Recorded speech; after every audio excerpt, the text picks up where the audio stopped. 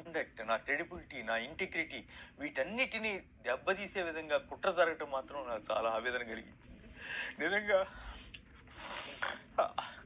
ఈ జీవిత చర్మాంకంలో, ఈ వృత్తి చర్మాంకంలో చివరికి వృత్తి ఇంకెంతకాలం పనిచేస్తాను, ఇంకెంతకాలం జీవించుంటాను 70 ఏళ్ల వయసులో. ఈ వయసులో ఇలాంటి ఎప్పుడు రాని ఈ 50 ఏళ్ల కెరీర్లో ఎప్పుడు రాని 48 సంవత్సరాల కెరీర్లో ఎప్పుడు రాని మత్సతోటి నేను జీవితాన్ని చాలించాల్సి వస్తుందా, ఊపిరి పోతుందా, ఊపిరిని తీసుకోవాల్సి వస్తుందా అని బాధపడ్డటువంటి సందర్భాలు అయితే ఉన్నాయి.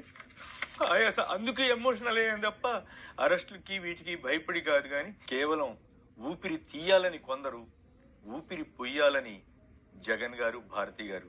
నిజంగా నాకు పునరుజ్జీవనం అంటే ఎట్లా ఉంటుందో ఈ రోజు నేను స్వయంగా చూస్తున్నాను. అందుకు వారికి నా శతకోటి దండాలు, నమస్కారాలు తెలియజేస్తున్నాను. ఊపిరి తీయటం కష్టంగా పెద్ద ఇష్యూ కాదు, ఊపిరి పోయటం కష్టం.